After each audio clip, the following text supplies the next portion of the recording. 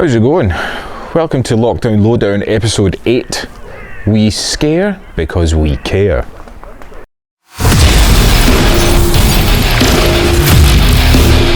Get up! Get up!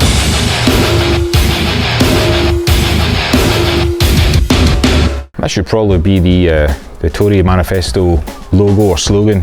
It's got quite the ring to it. Anyway, I hope everybody's doing okay.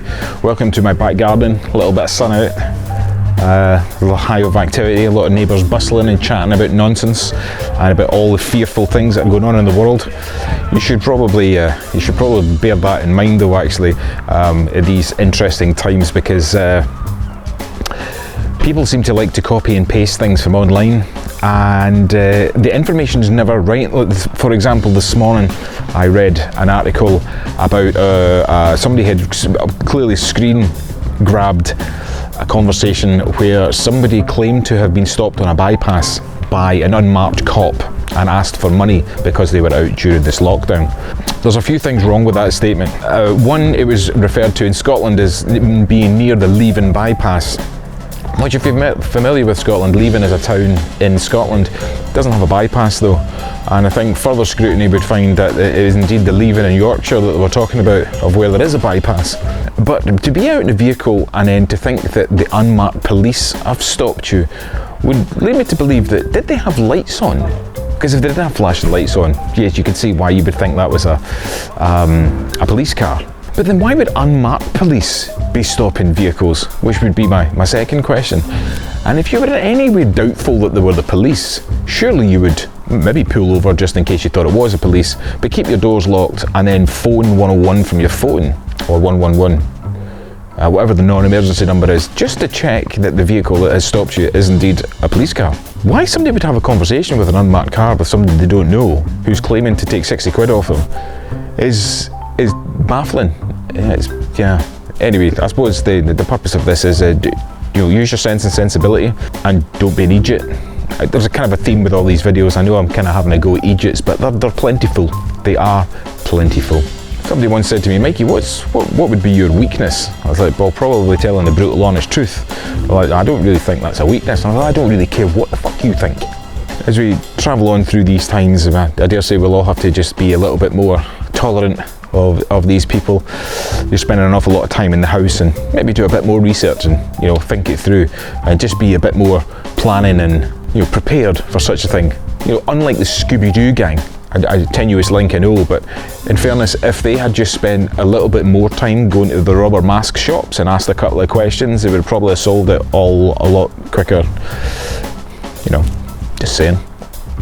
Anyway, don't judge me. You're not supposed to judge a person till you walk a mile in their shoes, and then it's okay, because obviously you're a mile away from them and you've got their shoes, so who cares.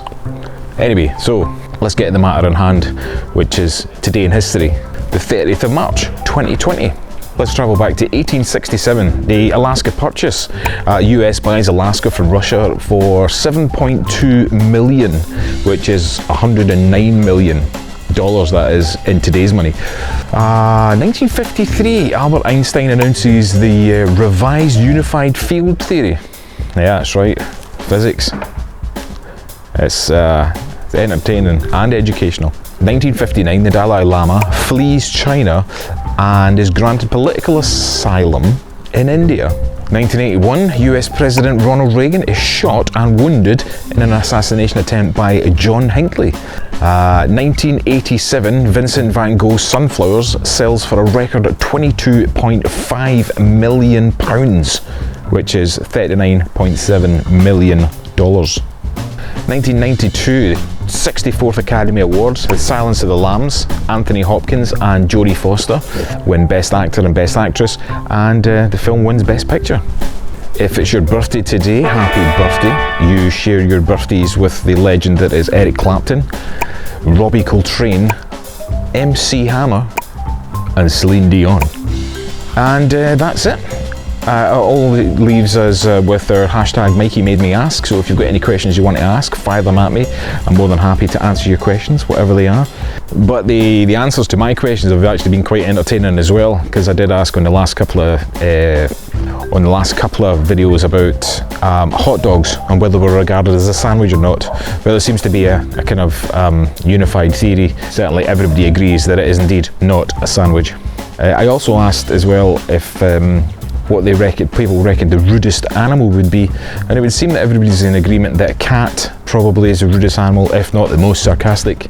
I went perhaps a giraffe. Oh yes, and the worst buy one get one free. I would definitely agree that coffins and or a sex change would be the worst buy one get one free. Yeah. Anyway, today's question for hashtag Mikey Made Me Ask is, why do so many Americans still support a leader who knowingly prevents aid and medical equipment from going to Michigan purely because the governor there insulted him? And also, which is the shittest biscuit? Well, in relation to the commander-in-chief, he and like the people that voted him in are wankers, and pretty much the only way I can really go with that one. We've got one of those in our main government office as well. That is for the UK. I'm okay with Scotland's leader.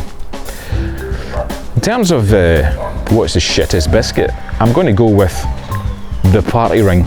It is the worst biscuit. It is both tasteless and feels weird in your mouth. And I put a lot of weird things in my mouth. And that's basically all I've got really to say on the matter. It's just a terrible biscuit. Of all the biscuits you could have, and that's including a mint yo-yo. I'm not really into mint chocolate, but yeah, a party ring, awful. I was also asked when I'm out bending an elbow with a mate, and what's my beverage of choice? Well, given the question was asked by a Canadian, it would be unsporting to not say that a Molson or indeed a Coors Light is my favourite beer beverage, or lager, or it's a refreshing one. I like that. But my main drink is a bourbon, particularly a Wild Turkey or a Honey Reserve Turkey at that one. Oh man, they are so good. I know I'm Scottish and I do enjoy Scots whiskey, but I love my bourbon more, and that would be my beverage of choice. And the last question is, if I could crossbreed two species, what would I breed and what would I name it? Well, I already have an answer for this one because I've kind of already done it, albeit in the world of fiction. I come up with a comic book with a friend of mine, and a comic book that could still happen. We just never actually ever got round to it. We come up with characters, character names, and a premise behind the whole thing, but just never actually ever put it together. But one of the characters was half rabbit, half kangaroo.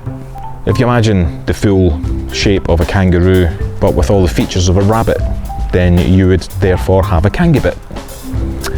Which I prefer the name kangabit as opposed to rabbaroo, because rabbaroo just sounds like a sex toy or a sex disease, So kangabit would be my choice. And in that particular story, he was called Steve. Yeah, it was a half kangaroo, half rabbit with a lisp, called Steve. Yeah. So that's my answer. Okay, so my question to you to finish off would be toilet paper on the holder, over or under?